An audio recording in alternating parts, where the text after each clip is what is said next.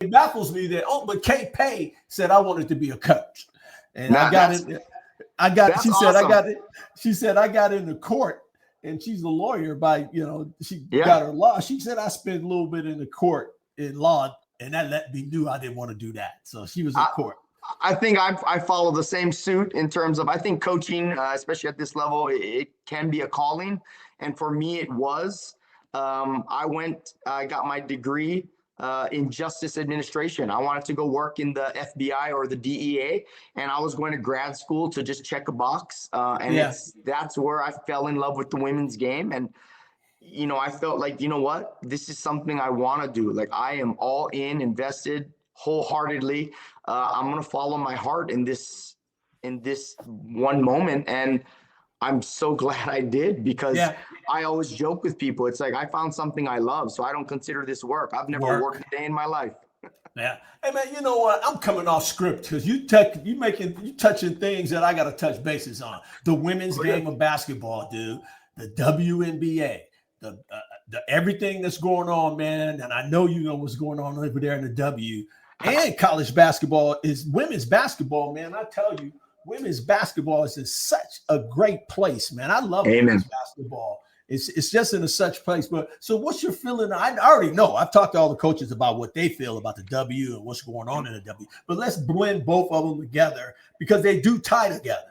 The W and the college. It ties in because, it's really both professionals. So what's your feeling? You can start either with the dub or college, whatever one. I'll just loop them all kind of into one. I think you are 100% correct. In our women's basketball, the game on the professional level and on the collegiate level, it is in such a great place. And I think we need to continue to ride that momentum. I think we need to start, making sure that the people in the professional ranks are getting paid what they deserve. And you can get into a whole nother show about what that is. What does what they deserve? What does that mean? But I'm just saying, I'm not going to get into the weeds there, but I just know that there are a lot of viewership. There are a lot of sold out arenas. And these women are doing everything in terms of their career. Some of them are becoming parents on hold.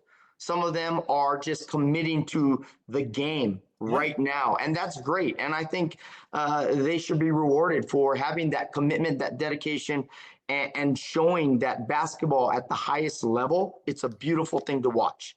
And then I take that onto the collegiate level.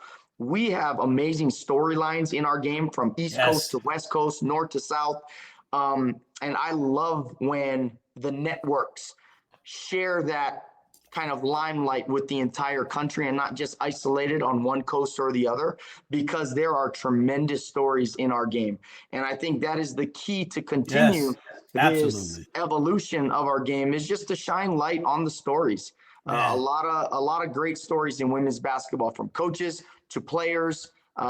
So, thank you for giving us platforms to be able to share our story, because I think that at the bottom line is that connection we have with our communities, with our cities. That's what drives us. And so I'm on point with you. Yeah, I'm on point with you with the stories, and you keep pushing me off script. I'm just gonna throw this thing away. I'm gonna throw up all my questions and just throw them out, man. You keep jamming me into some stuff that we got to touch bases on, GP. Stories, man. I believe, and I've been, my podcast is based on Kobe Bryant and how he inspired me to do the Girl Dad podcast. So I study Kobe, and I study his history and how he was as a man. And storytelling was huge for him. I don't know if a lot of people know, but he started after basketball. I can believe he started doing stories and telling us that. And I say that because I believe in recruiting, that you just need to know your kid, the player, story. What's their story? How do I tap into them? How do I get to know who they are? That'll allow me to recruit them. Maybe that'll allow them to stay longer instead of transferring, because I know their story. I know their parents' story. I believe that storytelling, and Shay and Overtime and I were talking about that too, that you have to know the kid's story and the storyline behind them. That you threw me there, and that's off script. No, I think you're, again, 100% correct. And I also think, for anybody who knows me in the coaching profession, you know, I can be hard. I can be intense on our players, but Mm-hmm. because I've invested in them, I know their story, I know their background.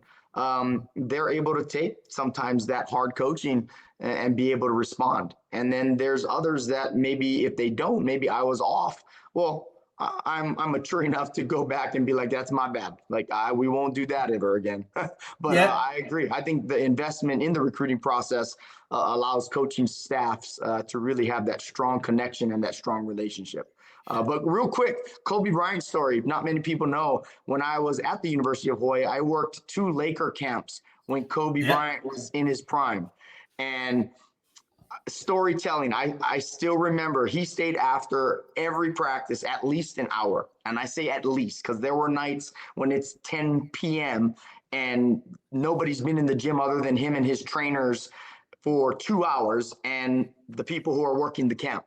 But he would sit down and he wouldn't leave the gym. He'd untie his shoes, take off his shoes, and he would tell us stories. And it just brought me back to that moment where I was literally sitting down.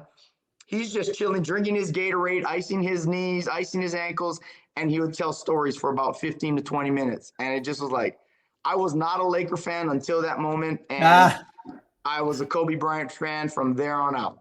yeah, yeah.